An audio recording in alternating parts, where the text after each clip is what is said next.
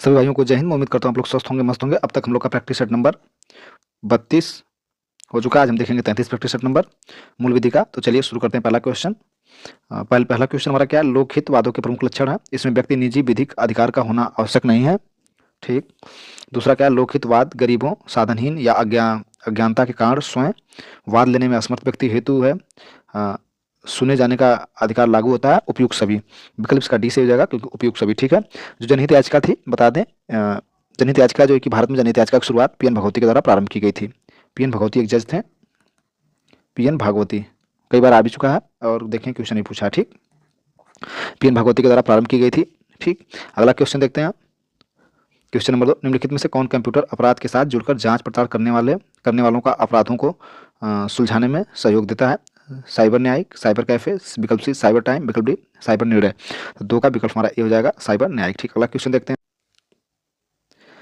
Cyber आतंकवाद को सूचना तकनीकी अधिनियम की किस धारा के अधीन संज्ञेय अपराध घोषित किया गया है? ठीक। धारा 70 की है, धारा 77 की बी, धारा 80, धारा 85 की। साइबर आतंकवाद को सूचना तकनीकी अधिनियम की धारा के अधीन संज्ञेय अपराध घोषित किया गया है। तो सूचना तकनीकी अधिनियम की धारा 77 बी के तहत साइबर आतंकवाद को संज्ञेय अपराध घोषित किया गया। कौन सा? 77 बी। विकल्प कौन सा? विकल्प बी से हो जाएगा। ठीक। अगला क्वेश्चन देखते हैं। सूचना तकनीकी साइबर लॉ अधिनियम की धारा सूचना तकनीकी साइबर लॉ अधिनियम की धारा 65 के अधीन अपराध कारित करने वाले की दशा में कारावास की अवधि कितनी होगी? 3 वर्ष, 2 वर्ष, 5 वर्ष, विकल्प डी 7 वर्ष। विकल्प इसका ए से हो जाएगा, 3 वर्ष होगा। ठीक। अगला क्वेश्चन देखते हैं। प्राइवेट कुंजी और लोक कुंजी हस्ताक्षरकर्ता के लिए अद्वितीय है। वे हैं मिश्रित कुंजी युग्म, फलनकारी कुंजी युग्म, अद्वितीय कुंजी युग्म, उपरोक्त सभी। 5 का विकल्प बी से हो जाएगा, फलनकारी कुंजी युग्म। देख लेते हैं। सूचना प्रौद्योगिकी अधिनियम 2000 की धारा, सूचना प्रौद्योगिकी अधिनियम 2000 की धारा, ठीक, 3 के 4 के अनुसार प्राइवेट कुंजी, लोक कुंजी उपयोगकर्ता के लिए अद्वितीय है। वे फलनकारी कुंजी युग्म का निर्माण करती है। क्वेश्चन नंबर 6 देखते हैं। सलाहकार समिति का अध्यक्ष कौन होता है? उच्च न्यायालय के न्यायाधीश, उच्चतम न्यायालय के न्यायाधीश, विकल्प सी उच्चतम न्यायालय का मुख्य न्यायाधीश, विकल्प डी उच्च न्यायालय का मुख्य न्यायाधीश। तो 6 का विकल्प हमारा ए से हो जाएगा, उच्च न्यायालय का न्यायाधीश। क्वेश्चन नंबर 7 देखते हैं। लोक सेवक द्वारा भ्रष्ट या अवैध साधनों द्वारा असर डालने के लिए परितोष पर दंडित किया जा सकेगा 3 वर्ष के कारावास जो 7 वर्ष तक हो सकेगी और जुर्माने से भी दंडित किया जाएगा।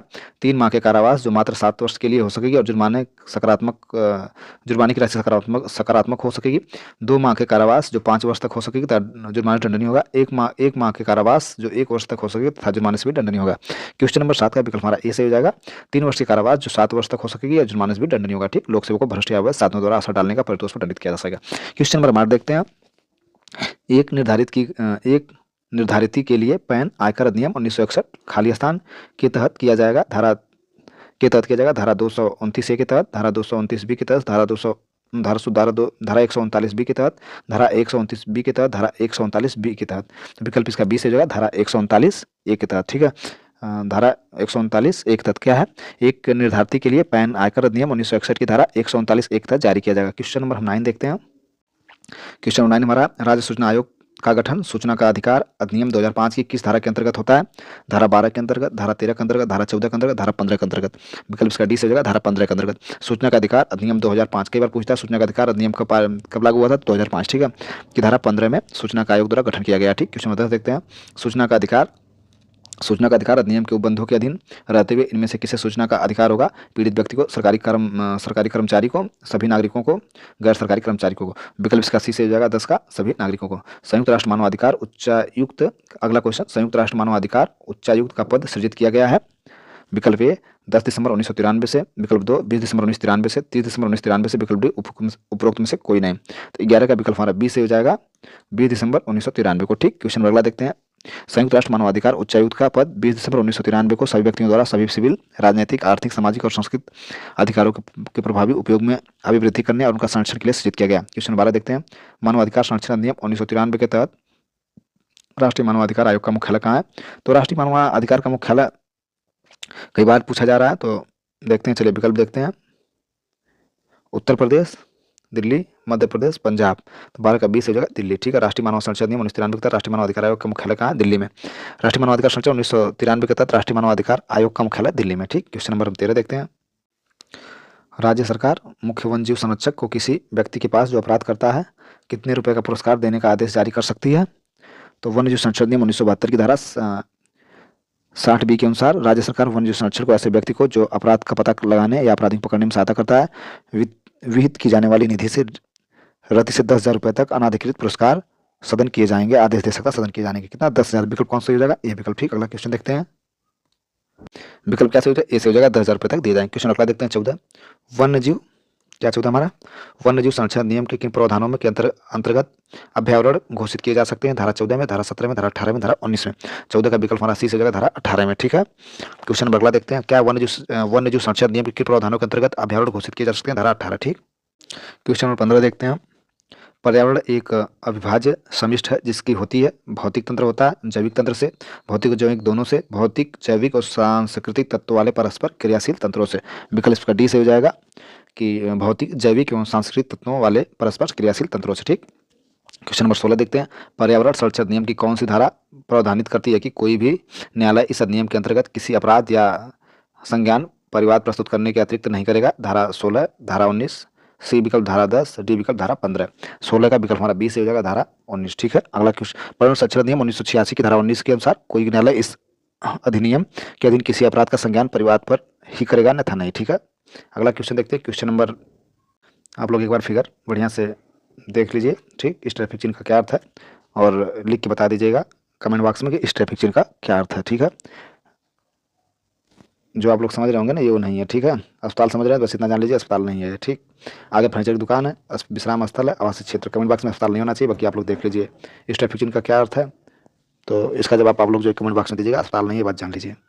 अगला क्वेश्चन देखते हैं। प्रभावी यातायात के लिए निम्नलिखित में से किन बातों का ध्यान रखना चाहिए? फ्लाईओवर का प्रबंधन, प्रमुख चौराहों पर पुलिस की तैनाती, यातायात नियमों का पोस्टर लगाया जाना है, उपरोक्त सभी। विकल्प का डी से हो जाएगा क्या? उपरोक्त सभी। अगला क्वेश्चन देखते हैं। प्रभावी यातायात के लिए ठीक उपरोक्त सभी सही रहेगा। Question number 19। गैर परिवहन वाहन के पंजीकरण की वैधता है खाली स्थान 5 वर्ष, 15 वर्ष, 10 वर्ष, 20 वर्ष। तो विकल्प इसका बी से हो जाएगा, 15 वर्ष। ठीक है, क्या है? गैर परिवहन वाहन जैसे व्यक्तिगत car, white board, number plate वाहन और मोटरसाइकिल के मालिक को मूलतः पंजीकरण तिथि 15 वर्ष पूर्ण होने के उपरांत पंजीकरण प्रमाण पत्र के नवीनीकरण के लिए आवेदन करना होता है। 15 वर्ष बाद उनका हर 5 वर्ष बाद नवीनीकरण होता है। ठीक, क्वेश्चन नंबर 20 देखते हैं। निम्नलिखित में से कौन सा कथन गलत है? भारत में अनुसूचित जनजातियों में सूचित राज्य विशिष्ट है जैसा कि संविधान द्वारा मान्य है। 2011 की जनगणना के अनुसार देश के सभी राज्यों में पंजाब में अनुसूचित जाति की आबादी का प्रतिशत सर्वाधिक था। ठीक, अब इसमें देखते हैं पी और क्यू दोनों सही है, न तो पी न तो क्यू, केवल पी केवल क्यू। तो विकल्प इसका सी से हो जाएगा, न तो पी न तो क्यू। ठीक है, कैसे? पी गलत है क्योंकि अनुसूचित जनजाति अनुसूचित विषय संसद द्वारा बनाई संशोधित की जाती है, देश के सभी राज्यों पर लागू की जाती है। पंजाब में अनुसूचित जाति की आबादी का प्रतिशत सर्वाधिक है। भाग 16 के तहत अनुसूचित जनजाति और जनजातियों से प्रावधान 330 से 342 में प्रावधानित है। ठीक है, तो न तो पी न तो क्यू क्योंकि दोनों हमारा स्टेटमेंट है जो सही है। ठीक, अगला क्वेश्चन देखते हैं। Question number 21। किशोर न्याय बालकों की देखरेख और संरक्षण अधिनियम 2015 की किस धारा में बाल गृह का वर्णन किया गया है?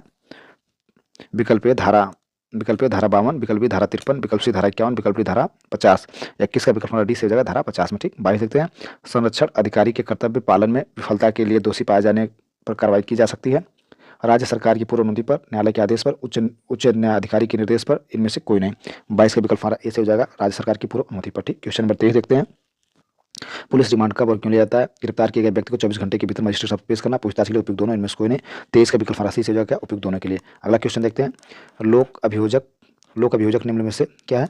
लोक अभियोजक निम्न में से किसके अधीन कार्य करता है? जिला जज के, जिला मजिस्ट्रेट के, सी विकल्प डीजी प्रोसिक्यूशन के, डी पुलिस जिला प्रभारी। तो लोक अभियोजक जो होता है वो कार्य करता है डीजी प्रोसिक्यूशन के तहत। ठीक है, भारतीय नागरिक सुरक्षा संहिता 2023 की धारा 20 के उपधारा 5 और 6 के अनुसार लोक अभियोजक, अपर लोक अभियोजक और विशेष लोक अभियोजक निर्देशन पर अधीनस्थ होंगे। ठीक, क्वेश्चन 25 देखते हैं। किसी विवाहित स्त्री को आपराधिक आशय से फुसला कर ले जाने या निरुद्ध रखा जाने की किस धारा में दंडनीय अपराध है? धारा 84 भारतीय न्याय संहिता, धारा 83 भारतीय न्याय संहिता, धारा 85 BNS भारतीय न्याय संहिता, इनमें से कोई नहीं। विकल्प 25 का हमारा ए से हो जाएगा, धारा 84 भारतीय न्याय संहिता। ठीक, क्वेश्चन नंबर 26 देखते हैं। 26 हमारा क्या है? भारतीय न्याय संहिता किस धारा में आतंकवादी कृत्य को परिभाषित किया गया? धारा 171 में, धारा 268 में, धारा 229 में, धारा 211 में। 26 का विकल्प हमारा डी से हो जाएगा, धारा 211 में। भारतीय न्याय संहिता किस धारा में आतंकवादी कृत्य को परिभाषित किया गया? धारा 211 में। ठीक, अगला क्वेश्चन नंबर 27 देखते हैं। भारतीय न्याय संहिता के अनुसार ऐसा कार्य जो अपराध है उस कार्य को करने के बाद भी अपराधी को निर्दोष समझा जाएगा। 0 से 7 मतलब कि बाल्यावस्था से, बचपन से 0 वर्ष पैदा होने से लेकर के 7 वर्ष तक की शिशु। ठीक है, विकृचित व्यक्ति द्वारा 7 से 12 वर्ष तक के अपरिपक्व उपरोक्त उपरोक्त सभी। तो 27 का विकल्प हमको डी सही है, क्योंकि उपरोक्त सभी, ठीक है। 7 वर्ष से शिशु कम रहेगा तब भी, विकृचित रहेगा तब भी, या 7 से 12 वर्ष तक अपरिपक्व शिशु है तब भी, ठीक। उपरोक्त सभी विकल्प इसका डी से हो जाएगा, ठीक। 7 वर्ष तक के शिशु के लिए धारा 20 में जिक्र किया गया है, और विकृचित व्यक्ति द्वारा जो आपराधिक कार्य करेगा धारा 22 में। 7 से 12 वर्ष को अपरिपक्व शिशु का कार्य जो है कि धारा 21 में, ठीक। अगला क्वेश्चन देखते हैं। निम्नलिखित में से किस सिद्धांत का लक्ष्य चिकित्सा व्यक्ति उपचार है, चिकित्सीय व्यक्ति उपचार है? तो विकल्प इसका देखते हैं। निवारक सिद्धांत में, बी सुधारात्मक सिद्धांत में, सी निवारण सिद्धांत में, सुधारात्मक सिद्धांत में, सी निवारक सिद्धांत में, डी प्रतिकारी सिद्धांत में। 28 का विकल्प हमारा बी से हो जाएगा, सुधारात्मक सिद्धांत में है, ठीक है।